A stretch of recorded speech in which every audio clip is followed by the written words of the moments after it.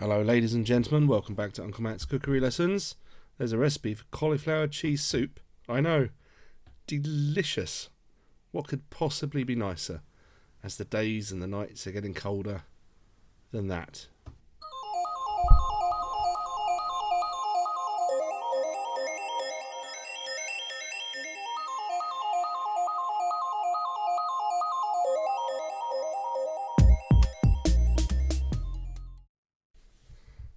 So, if I asked you, do you like cauliflower cheese? Obviously.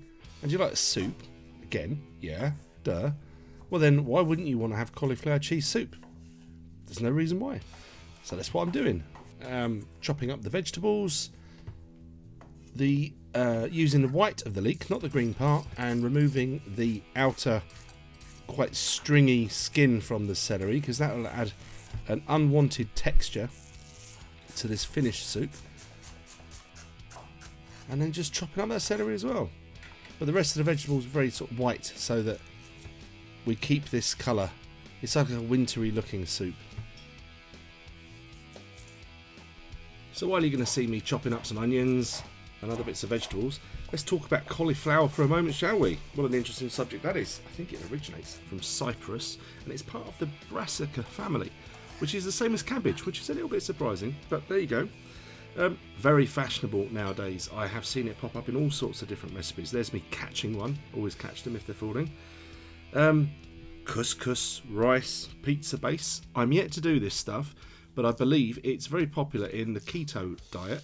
And I am probably a prime candidate for said keto diet, but I can't imagine not going without carbs. It's like getting a big cuddle from food, isn't it?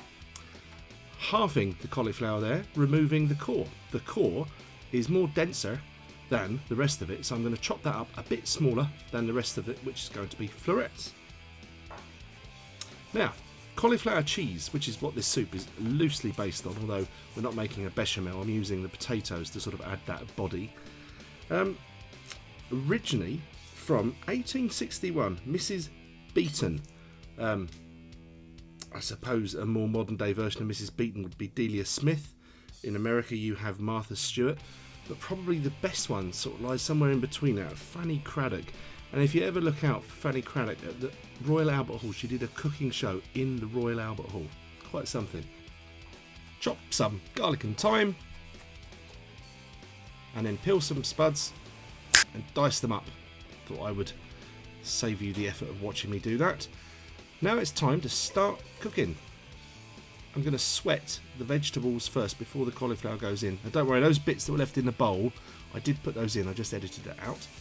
A little bit of salt just helps the cooking process, but be really careful. If you're going to use a stock cube in this, you might not want to add any salt until afterwards. So that's just been sweated for a couple of minutes, softened slightly, no colour. That's done on a low to medium heat. In with the cauliflower, in with the milk, in with my homemade chicken stock. I'll share a link to a recipe where I've done that recently, but of course you don't even have to use stock at all if you don't want to. Plenty of flavour. Top up with water. That's why the water's not measured, it's just till it's basically covered like that. Pop a lid on it, forget about it for a while. I used some odds and ends of cheeses that I had. I had a bit of Manchego, Jarlsberg and Cheddar, which I annoyingly did that special effect again. I might not do that again in the future. This is after about, about 20-25 minutes, gentle simmering. It's cooked, but it's not really ready to be blended. So I gave it another 5 minutes or so. Let's come back and have another look. It's really the potato. I want to see if the potato can be squished.